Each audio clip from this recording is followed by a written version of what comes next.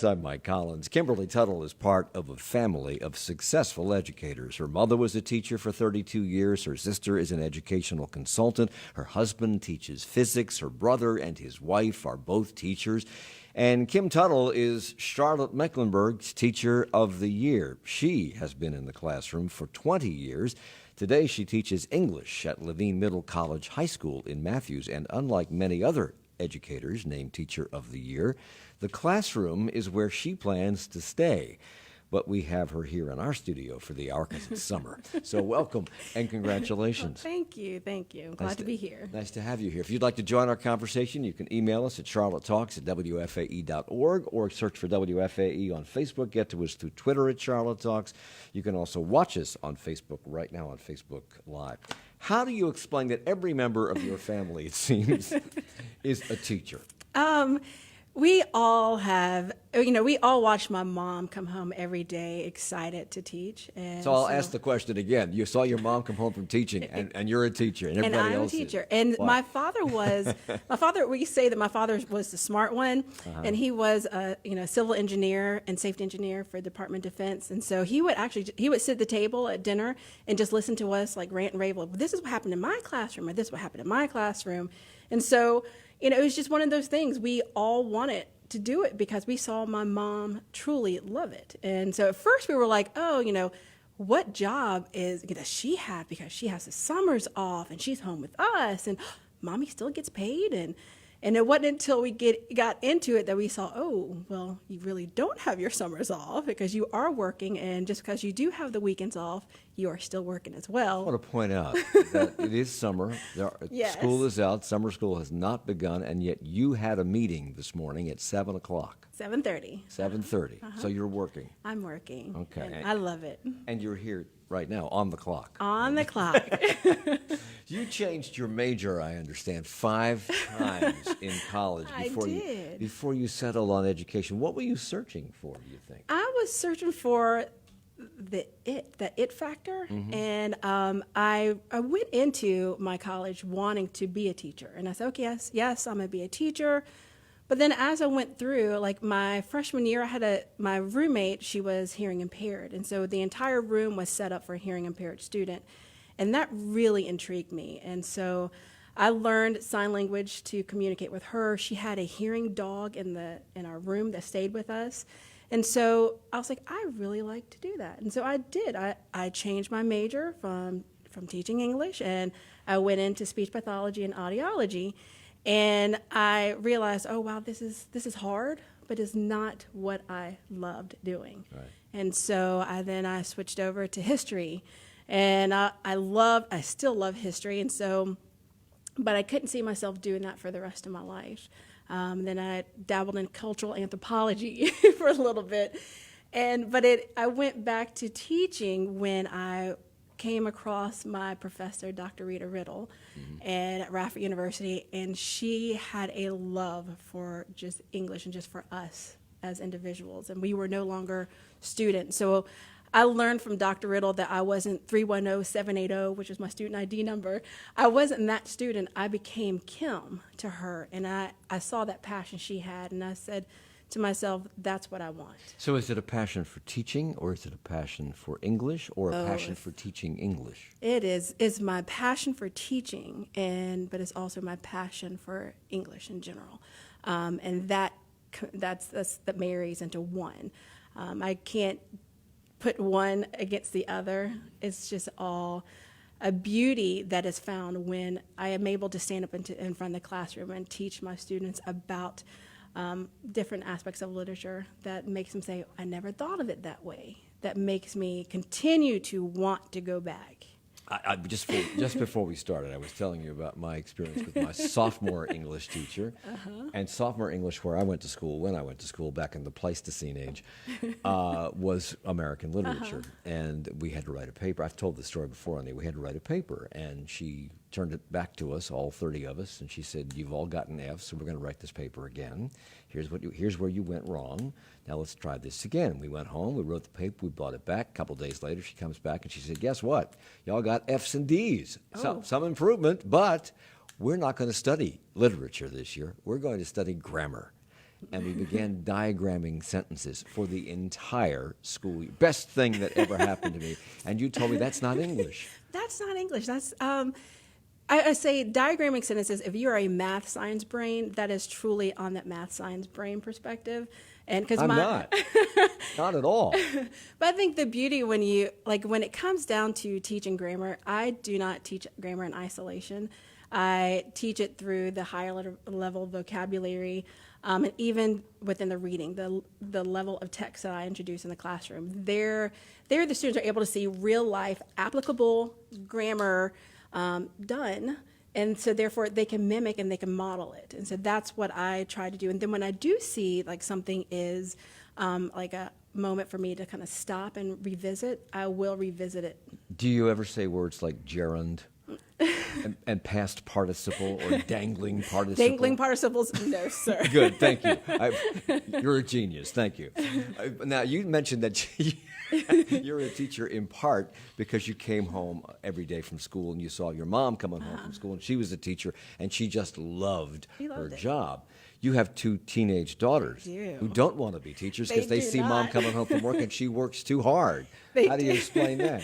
Well, my oldest at one point wanted to be a teacher, and because she loves children. But I think more and more they see that I'm staying up to like 2 o'clock and 3 o'clock in the morning grading papers, that they're like, I don't want to do that. And so and my youngest believes that, teachers do not get paid enough, so therefore she's not going to spend all this time getting an education, then not receive the compensation for it. So that's that new millennial age thinking about it. Well, it's not millennial. It is. What about that? Well, I mean, there is a lack of pay, and we do need to fight for that because this is a valuable profession. And what other profession can you say that I have had my hand in creating lawyers and doctors and athletes and engineers?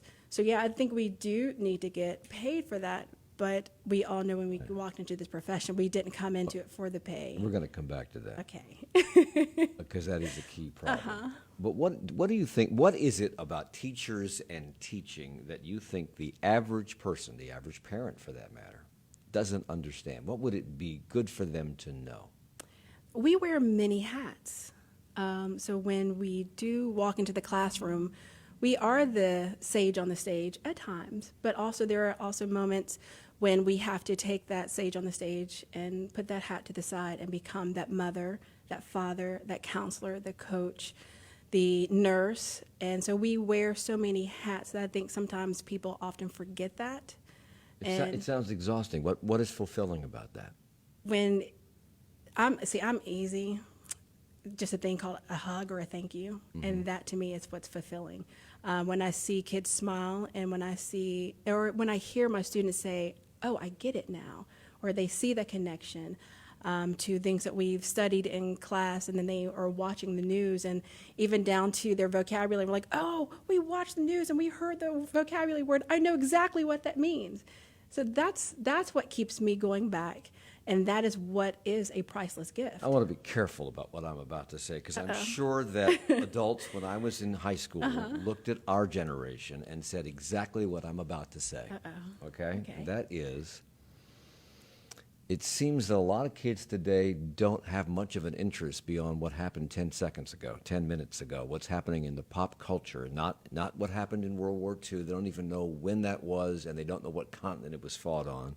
They don't know where Canada is on a map. That's the impression that we get, and that they don't care. And maybe they're right not to, because they pull out their phone and they Google it, and there it is. So you teach English literature. Is it American literature? It's American literature. Okay, so you teach American literature to a group of children who are not known to be readers, because reading is so passé. Of course. It's so 20th century. So why read a book from cover to cover when I can watch the movie, right? So how do you make that relatable? How do you make them care about getting that aha, I get it moment? Why do they care? Well, one of the things that I try to do at the beginning of every school year is I take the first 2 weeks of the semester and I don't teach the curriculum. I teach life skills. You're allowed to do that? Well, I do. I actually bring in life lessons, and I bring in things that relate back to me. So my students can see I'm a human being, that when you see me at the grocery store, yes, I have a life and I have a family. So give me an example of like, the for first example, 2 weeks. so we do icebreakers, and I have a thing called KTUSA. And so you have to apply to KTUSA. I mean, KTU University, which is Kim Tuttle University. And so I give them a set of prompts, and they're prompts that you'll see when they apply to college or when they're taking SAT, and they're introducing themselves to me. Mm-hmm. And so they take the time to get to know me, and I get to know them. And so that has become the key to build that bridge and that relationship. We're going to spend the hour getting to know Kim Tuttle, CMS Teacher of the Year. She teaches 11th grade English at Levine Middle College High School in Matthews. It's Charlotte Talks on WFAE. So how do you get away with doing whatever you want to do when there's so much pressure on teachers today to teach to the test, to teach the curriculum set down or put out by somebody in Raleigh or somebody at the head office at CMS? How do you get, and I mean, even if you're able to catch up to what you have to catch up to, you've taken 2 weeks out of the start of the year to do this. How do you get away with it? Because I'm not teaching a test, I'm teaching skills. And that's the but it all shows up on the tests at the end of the skills are the objectives, and that's on the test. So if I'm taking the everyday things that my students are introduced to, and that they see when they're walking on the street, looking at recipes, song lyrics, and I'm using those skills, those same skills and objectives that are on the test, but I'm showing them how it matches to real life. So they're more apt to do it and to get a greater understanding, because I've got to get them first. Because my thing is, I've got to teach and touch the heart first of my students before I can even begin to say, I need you to do this, I need you to do that. Because they are willing to work for you, and they will work even harder to meet the expectations. And they have done that for as the 20 years that I've been blessed. Are you an outlier? Do other teachers, do most of the other teachers that you work with or know or have worked with in the past do it the way you do it, or are you doing it completely differently than everybody? I think I am an outlier because I remember years ago one of my mentor teachers told me, don't smile until December.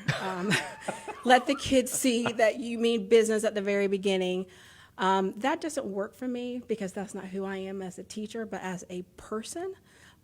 So I'm not afraid to show my heart and to show that I care, and I genuinely care about their well-being. And so, therefore, I think that's what makes me different, is that I show my heart on my sleeve, and I teach the heart of the students from day one. And so, therefore, it doesn't matter that the test does matter, but it doesn't matter to the simple fact I'm not teaching at the very first beginning of class, because I'm actually teaching the skills and objectives using things that they are used to seeing on a daily basis. We're going to talk about your school in a few minutes, the Levine Middle College High School, but you have not just taught there. You've taught there since when? 2000, what? It's 4 years ago. Okay. So I started 4 years ago. So, but before that, you were at West Charlotte. You've taught at West Meck. You've taught at Ransom Middle School. You've taught at North Mecklenburg. You've taught at Vance High School. Was your style the same there? Say what? Was your teaching style the yes, same there? it was. And that is where I was able to gain the greatest scores. And my scores, even with mine at North Meck, my scores really topped that of the IB kids. Kim Tuttle, CMS Teacher of the Year. More with her in just a moment at Charlotte Talks on WFAE.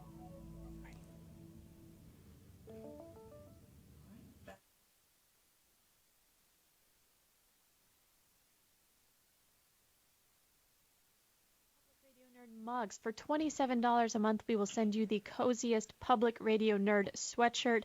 But we need you on board. We need to hear your call. Ring out in the studio right now. Take ownership of your Charlotte Talks listening, your Morning Edition listening, all the listening you do throughout the week, and do something great for yourself and your community with your call now. Patrick, Walt, and Bruce all contributed over the last few moments, joining the nearly 1,300 people who have done their part already. Can you be the next one to contribute? $12,257 to go at 704-549-9000 or at WFAE.org. Would love to see some new members up on the board. If you've heard us for a while and thought, I really should get around to it, I really should become a member of this service, we are waiting on you. The phones are not ringing right now. We are waiting for your call, your web contribution. Do it now. I said before, if you're just tuning in, this is the last day of our fiscal year end fundraising campaign.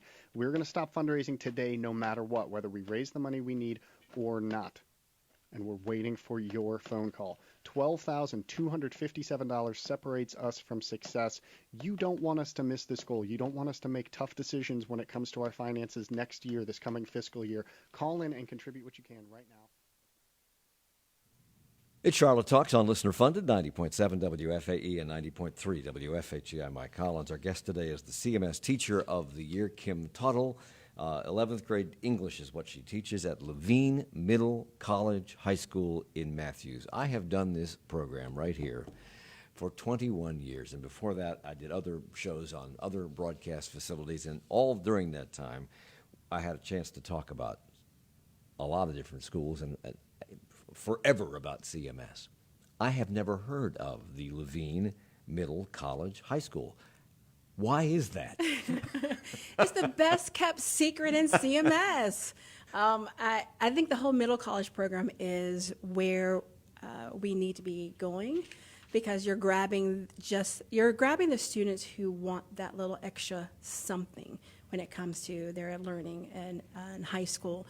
Within the middle college program, our students are able to take college classes and high school classes at the same time. But when they graduate from high school, which is their senior year, they're also graduating with their associate's degree. So this is a magnet school, correct? It is. So kids who come to you, because it's only 11th, 12th, and 13th. If you need an extra year to receive your associate's degree, you get to stay for 13th grade. Okay. So we call them super seniors. So these are kids who have elected to leave other high schools to come to you. And this is a time in a kid's life when maybe I'm just being corny and old, but school spirit and allegiance to the team and all that good stuff, and your friends and the social clubs you've joined, that would seem to be hard to leave after 2 years at one high school to come to your high school. What's their motivation? Well, it is hard, but the beauty of it is that they are still able to go back to their home school and play their sports. Okay. So they can still do that. And so we even had the quarterback to Independence. He went to our school. His brother went to our school, and his cousins did as well. So it's to the point where they still get to interact with their peers, and they can still go to their home school prom if they would like to. But we have our own prom too, and we have clubs at our school, and because I'm the advisor to about 5 or 6 clubs at my school. So, I think the incentive is that, hey, I get to create my own schedule, and I'm graduating as a senior but from high school, but I'm also graduating with my associate's degree, so I'm going into college either as a sophomore in college or as a junior in college. So how does that work? When is there time in the day between going to school, and if you're going to go back and play sports for your home school, and you're studying high school subjects, and you're working on your associate's degree? When is there time for all of that? Well, our students are pretty amazing, but our school doesn't start till 11:20. So we go In the morning? Yes, sir. So 11:20 a.m. to 4:20 p.m. I volunteer. So 11:20 to 4:20? Yes, sir. Isn't that a short school day, or is that the same? No, it's the same because our planning period is from 9:30 to 11:20. So why did classes start at 11? It's lunchtime. Why you break for It lunch? is. Welcome to school. Let's go to lunch.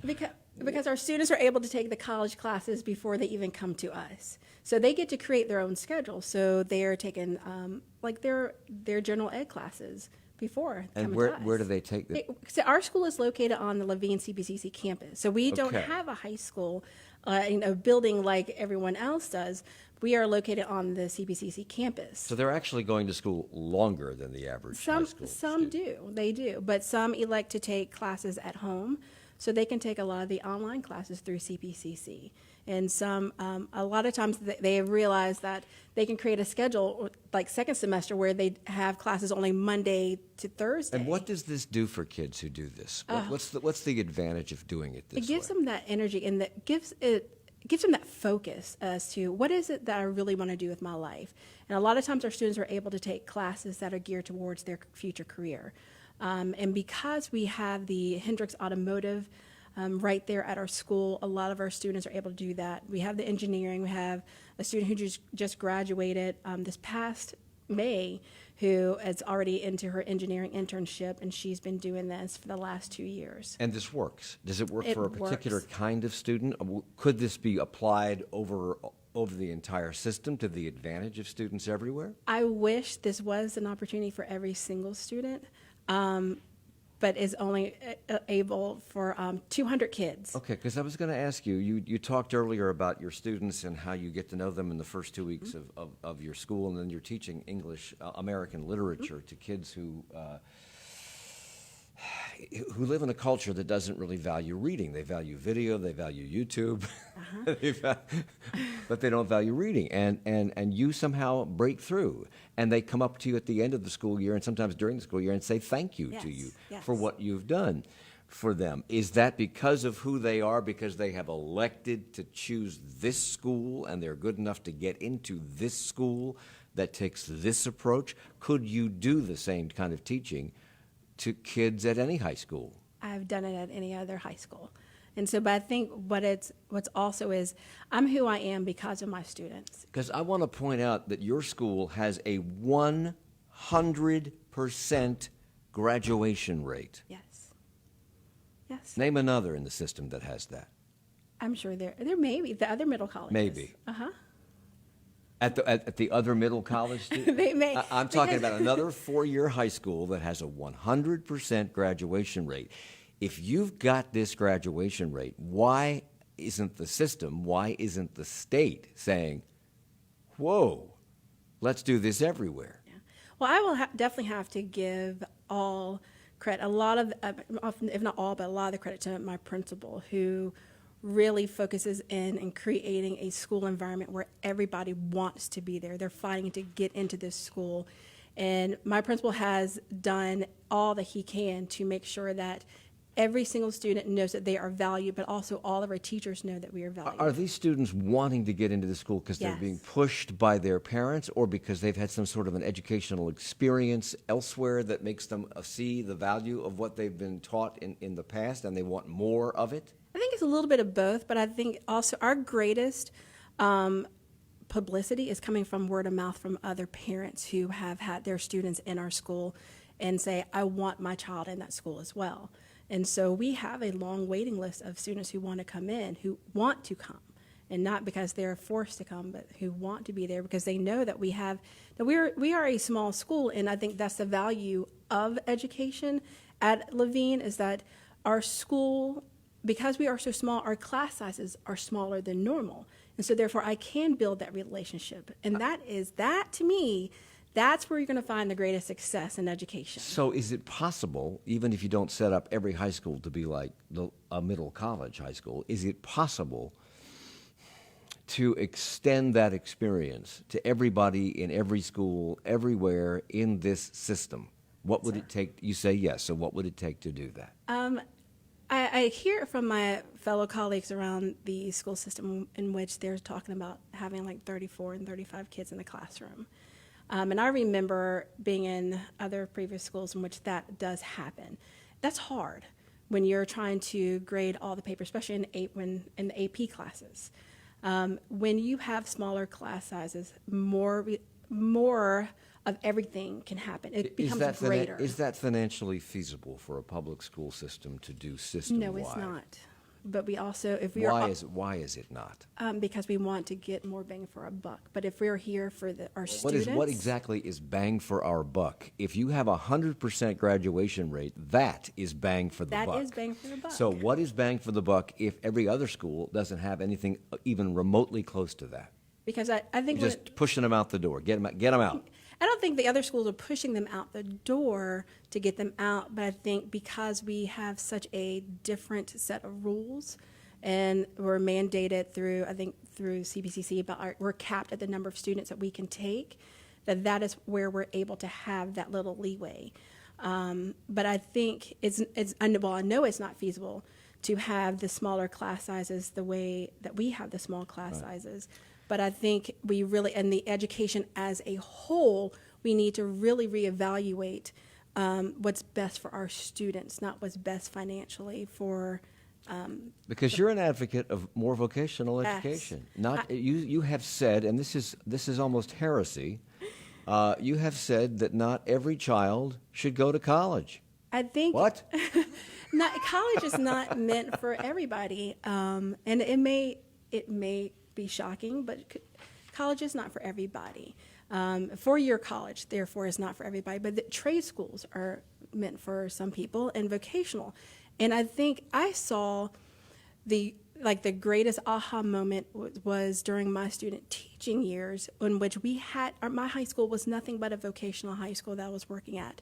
And we had the cosmetology, we had the automotive, we had the engineering, and the auto tech. It was beautiful to see.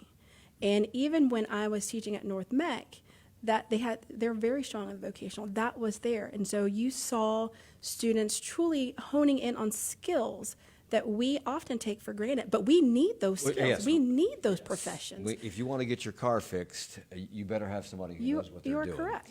So let's talk about that for a second, because we have been told repeatedly from very many different sources that if you don't go to college in the 21st century, you're going to be condemned to a life of poverty. Your life choices are going to be limited. Your income is going to be limited. Your opportunities in the world are going to be limited. And you're saying maybe not. Well, we also have to look at the world that we're living in today is totally different than the world I was living in growing up in the 90s. So we are preparing students for a world that is yet to be created. And I will say this over and over again. I've said it quite a few times, that that's part of what I believe. Because who would have ever thought that you could become a millionaire and make YouTube videos like James Charles and doing creative tutorials? All right, I was going to bring him up because you referenced him to one of our producers. I've never heard of James Charles, but if he's a Okay. millionaire, I'd like to meet him. I would too. But he does makeup He does. tutorials. He does. Like makeup, like Correct. cosmetics. Correct. And he's among a lot of people making a lot of money on something that didn't exist Years ago. 15 years ago, You're YouTube. correct. So that doesn't mean that they're educated. It doesn't mean that they know anything outside of the area that's making them money on YouTube. And some of what is on YouTube strikes me as being vapid. So Extremely. how does that intersect with your goals as a teacher? Well, my thing is, we have to really look at what is it that our students want to do, and we need to tailor everything that we do from this moment forward in education as to what's best for them.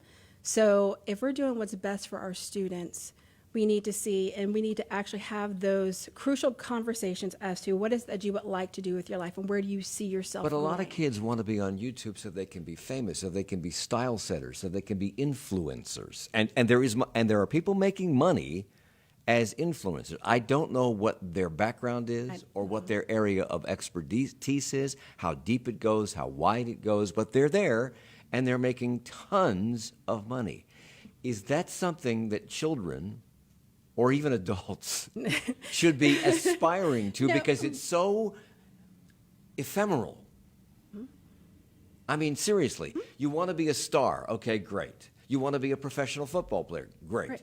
Your chances of becoming It's a very star slim. is slim. It's very slim. Is that what we want to prepare kids for? We don't want what to their prepare them for desires that, are. but we also want to make an avenue and for students who are like that. And one of the things that we are forgetting to do is we're forgetting to talk to our students, and we're talking at them. Mm-hmm. So that is where we're losing this, we're having this huge disconnect between the old generation and the new generation. And even I'm trying to revamp myself each year and to understand the kids of today, because even with my own two daughters, I have the same things you're saying. I've said the same thing to my own daughters. I'm saying, okay, please help me understand What is it that's so intriguing? But because I'm taking the time to have the conversation with them, I think as a whole, we need to have a conversation with our students today so that they understand that their voice does matter. Because when you see even students today with what happened within Parkland, those students are powerful. So I think when we are able to channel the voice of the students in the right way and educate them for what they would like to do, we are going to prepare them, and they will become educated. And not everyone's going to be a James Charles, not everyone's going to be a Logan Paul or whoever it is that's out there. But and YouTube may not be here when they you get are to college. you are so correct. Well, it will become it will obsolete. change. Yeah, it'll be something else will take its place. Yes, you're correct. But just the same way that when we had the dial-up, the dial-up internet right. back when I was growing up, that dial-up internet is gone. Kim Tuttle is the Teacher of the Year for CMS, and she's our guest this hour on Charlotte Talks on WFAE. What are your kids reading? What do you read in class? Well, my absolute favorite is The Great Gatsby. I mean, that is an American classic that everybody should read. And at first, I was going to say, at first, my students will say, I don't want to read that. That's so old. Why do we need to read that? It doesn't make sense. It doesn't relate and doesn't connect. Oh, no, but when you reach down into the core of what Fitzgerald is discussing within Gatsby, it's still happening right here in 2019. Right. It's that search and that desire for fame and wealth. It's about what we've been talking about. Exactly. So when I'm able to show them how, even Fitzgerald's life he was well beyond his time period. Or Zelda was. Oh. I think she might be responsible for large stretches of that book. Very much so. But their entire life, and that's one of the things I tell my students is that their life, they are authors just waiting to tell and write a story. Because look at Fitzgerald. When you read The Great Gatsby and you really look at the history of his life, that's his story. He wrote The Great Gatsby about his life and his experience and his search for love, his search for wealth, his search for acceptance, all for this quote-unquote American dream. And so isn't that what we're doing today in 2019? So what else do you read? What else do you have them read? What else do you know they've actually read? Well, actually, a lot. But the other one is that they despise is The Crucible. Again, I love my classics, and I bring it to modern day. Okay. So The Crucible, of course, about the Salem witch trials. And, of course, they all say, oh, we've read all about this. I'm tired of reading about this, blah, blah, blah.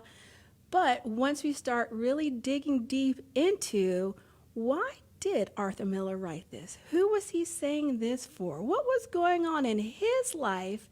And then they get that connection of, oh, yeah. And so then you'll hear my students say, that when your emotions are peaked at the highest, you create the greatest pieces of art. And to me, books are art. That's art. And so we need to appreciate the classics. And I connect it. And Shakespeare, of course, I cannot let a year or semester go by without doing Shakespeare. But you're teaching American literature. Exactly. But the beauty of English is that, every English class, you incorporate one Shakespeare play. And, of course, mine is Hamlet. Okay. To be or not to be? That is the question. That is the question. But we'll continue in a moment. It's Charlotte Talks on WFAE.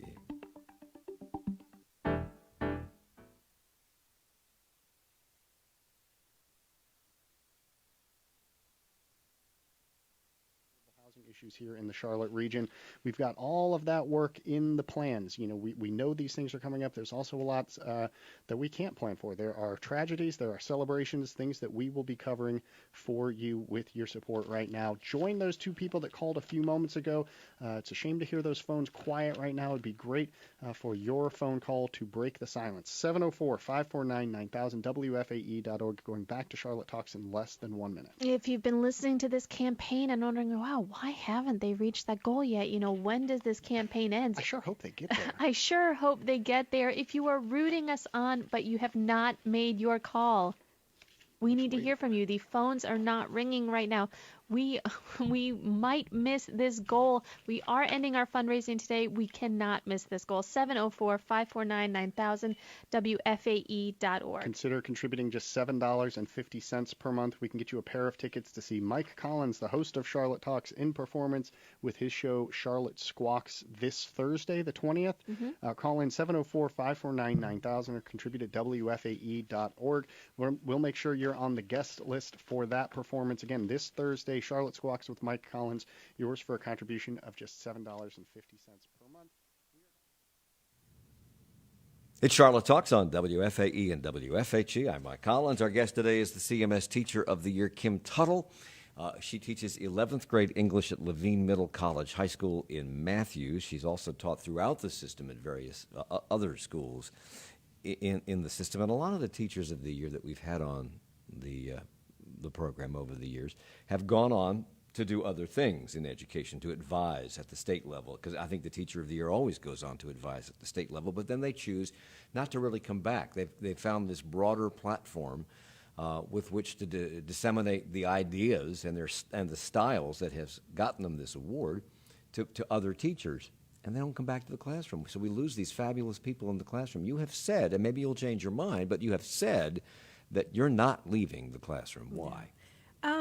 I guess one of the beauties that I've experienced over the years is that I've been in and out of the classroom for the last 20 years. So I've been in the classroom as a teacher, and then I've spent years as a facilitator. Then I'll go back and teach, and then I'll be a facilitator.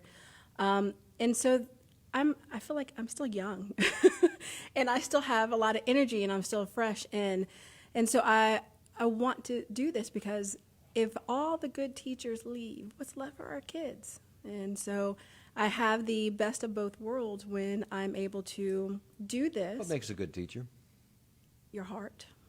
Because, the thing is, I used to believe that, when I first started as a facilitator, you have to have that lesson plan, you have to have it all done, you have to have your goals and objectives. Yes, that's true. But if you don't have the heart for it, it doesn't matter what you've already planned. Mean? Is that you generally enjoy what you are doing. Is that heart sometimes stomped on by rules and regulations and things that have to happen because some statistician somewhere says this has to happen? Yeah, but what makes you keep on going is that when you get stomped on and your heart kind of gets crushed, is picking yourself back up. But why? Why put there's other ways. Teachers are smart. There are other ways they can make a living, and they seem today. Now, let's talk about this. I told you we'd come back to this. Let's talk about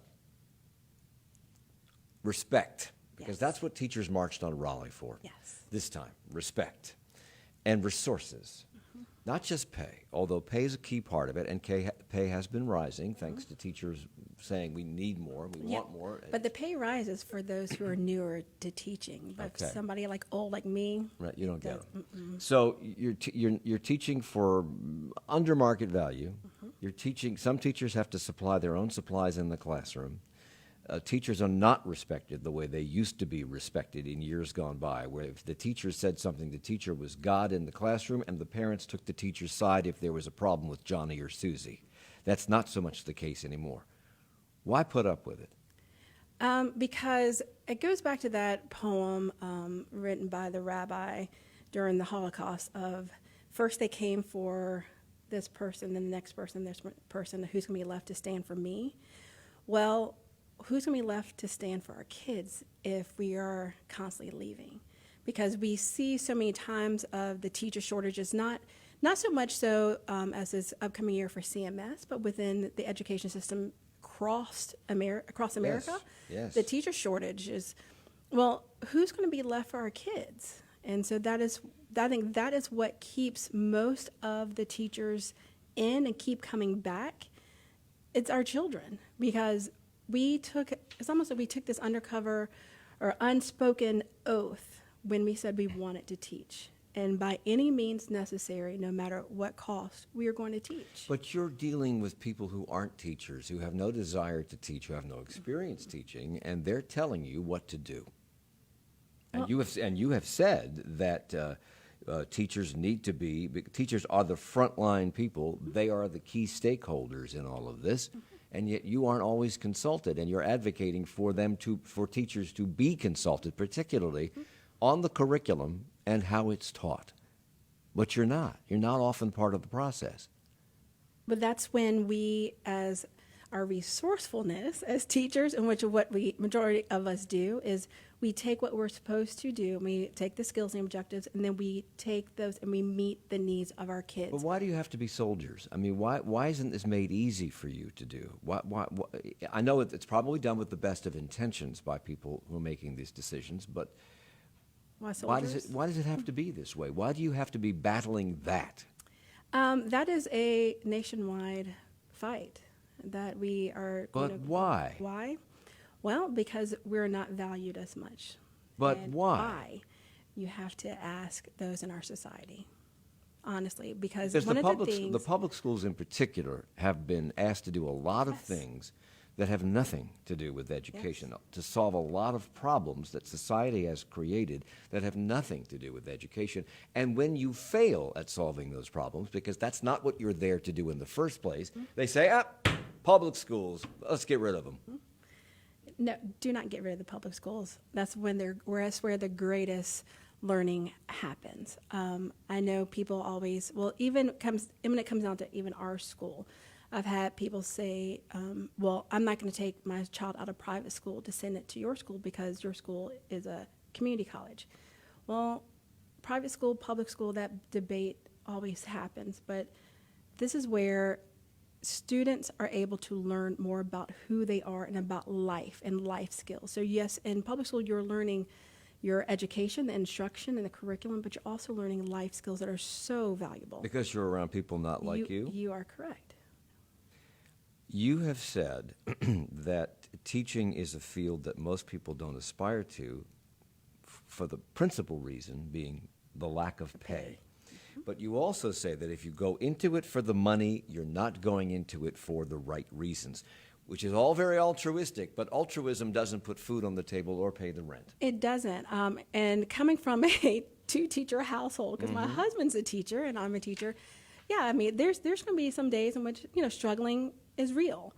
But we are faithful in the fact that it will come, and you just have to stick it in, and you learn how to manage your funds a lot wiser, and you are just saying, well, what is the reason why I'm going to do it? Because honestly, I can't imagine myself doing anything else. I've tried it, I guess at the very beginning and looking at my career, but I also enjoy my weekends, and that's a way for me to kind of balance myself out, because I volunteer at the Levine Children's Hospital in the NIC unit, and so therefore I get the best of both worlds, where I get to, I guess, quote unquote, play nurse, but not really play nurse. You're a giver. And so I do. I love giving back, and that's one of the things. If you ask any of my students today, they will probably say that I'm their second mom, because I want to make sure that my students are well taken care of, not only in the classroom but outside of the classroom. You worked for a time in something that I'm not familiar with, called the Teacher Cadet Program, where you are giving students a taste of what it's Yes. like Yes. to be a teacher, and you let them create study units, you let them design and lesson plans and activities, and you say that you love hearing those students who went through that program with you say, wow, you all really do a lot of work. Yes. Why is that important for them to experience that? Because then they can if you want them to be teachers. Because then you can see the reality of it is, yes, there's the fluff of the love and the hugs that we get, but there's also some valuable piece that it's hard work. And that's the thing, teaching is hard work, but it's also heart work. And by having a program like the Teacher Cadet program that we once had in CMS, students were able to experience this, and they were able to, go into the classrooms and to work with teachers. And the teachers at the school when I taught this class, they loved it. They were fighting for their high school students to come into their classroom, because we all need that extra help. I mean, someone to, whether it's just to make photocopies, someone to just file papers, is that extra hand. And so I think if every teacher had an extra hand in their classroom, you would have some happier people.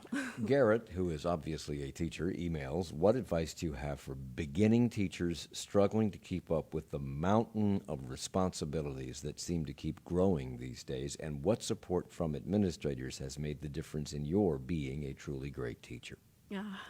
I think I know that, Garrett. Okay.